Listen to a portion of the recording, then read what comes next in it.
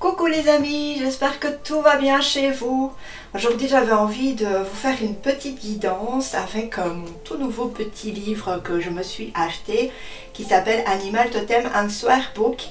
Donc aux éditions Good Mode by Exergue.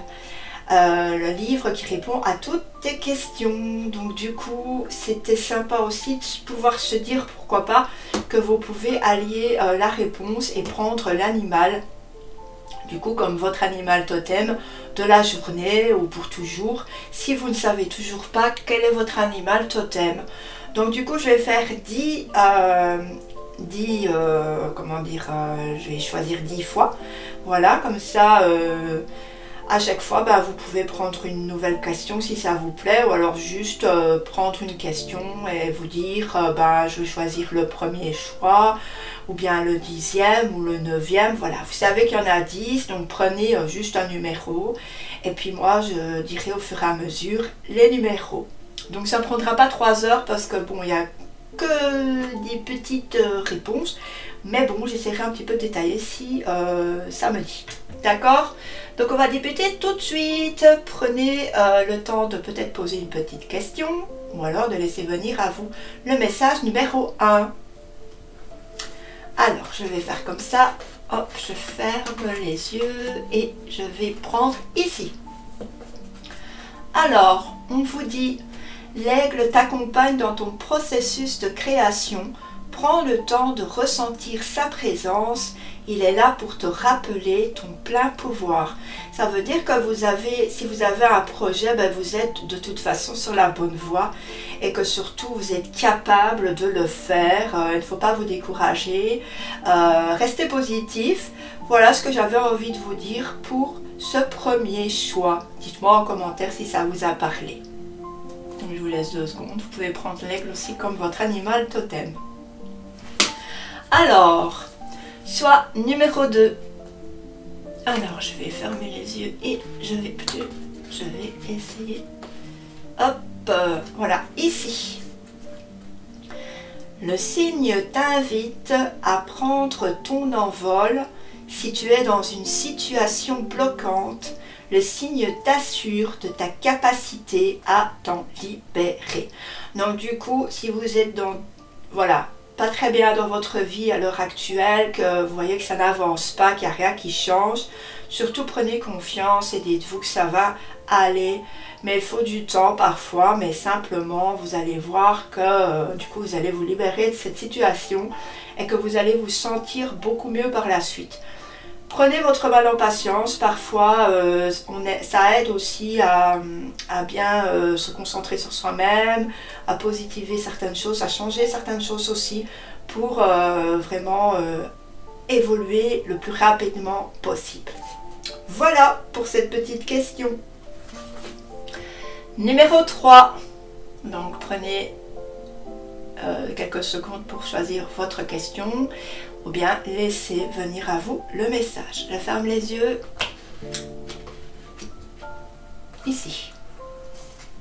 Alors, le pan te conseille d'écouter ta petite voix intérieure. Tu sais faire preuve de discernement et être très perspicace. Le discernement, de bien regarder les pour et les contre, de bien regarder autour de soi et de ne pas aller vers des directions qui ne vous conviennent pas. Surtout, faites les choses avec le cœur, avec votre intuition et ne vous laissez pas influencer par les autres. D'accord? Voilà pour le petit message. Pour le message numéro 4, on y va. Allez. Hop, ici. Ah, l'hirondelle annonce le printemps, c'est-à-dire le renouveau. Mets-toi en mouvement pour accueillir le succès. Chouette réponse, je trouve. Voilà, le début de quelque chose, le début de belles choses qui évoluent dans un bon sens. C'est cool. Vous allez mettre de côté quelque chose d'ancien, laisser tomber quelque chose d'ancien et aller vers quelque chose de beaucoup plus neuf, beaucoup plus beau pour vous. C'est cool ça. Voilà. Donc, maintenant, message numéro 5. Alors, on se concentre.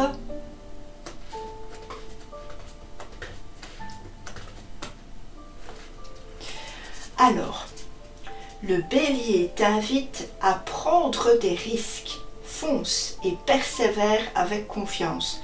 Tu auras de beaux résultats. Il est peut-être temps de sortir de sa zone de confort, les amis, sur ce que vous voulez, hein, sur la question que vous avez posée. Il faut avancer, mais aussi il ne faut pas avoir peur parce que, voilà, si c'est fait avec le cœur, vous savez que c'est ça que vous voulez. Donc du coup, vous allez être heureux, tout simplement. Hein. Voilà. Allez, maintenant le message numéro 6. Donc, il se peut que des fois je retombe sur la même chose, attention. Nul n'est parfait. Hop, là. Ah ben non. L'ours t'invite à écouter tes ressentis. Tu as en toi la puissance et la vitalité nécessaires pour passer à l'action. Ben, c'est peut-être que vous avez... vous dites, ah, je n'ai pas assez d'énergie pour faire tout ça, c'est compliqué, c'est difficile, je crois que je vais rester là où je suis. Non. Il dit justement que si tu es capable de le faire, si tu as envie de faire quelque chose, ben c'est bien parce que ton âme en a besoin.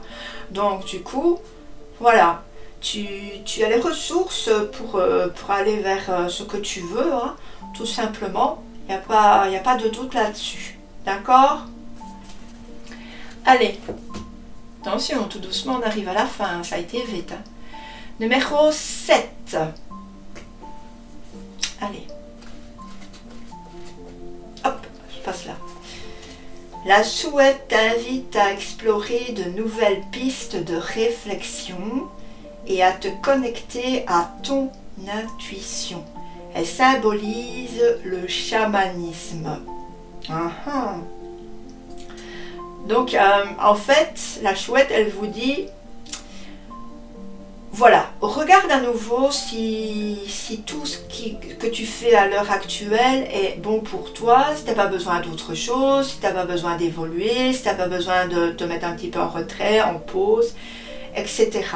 Mais en tout cas, ton intuition, c'est la meilleure chose qui soit pour écouter la route à prendre. D'accord ? Voilà, donc elle symbolise le chamanisme. Alors, on va en arriver déjà au numéro 8. Ici. Le saumon t'invite à te questionner sur ton karma et tes vies antérieures. Tu y trouveras des réponses utiles à ton présent. Alors, les vies antérieures, ben voilà, il y a des personnes qui peuvent vous guider vers les vies intérieures. Le karma, j'y crois moyennement, mais voilà. Simplement, moi, ce que je pense, c'est que quand on fait quelque chose, bah, on a souvent le retour des choses. Ça arrive, mais pas tout le temps, je pense. Et puis, voilà, simplement, vous pouvez faire aussi des petites méditations sur les vies antérieures. Je crois qu'il y en a certaines sur YouTube.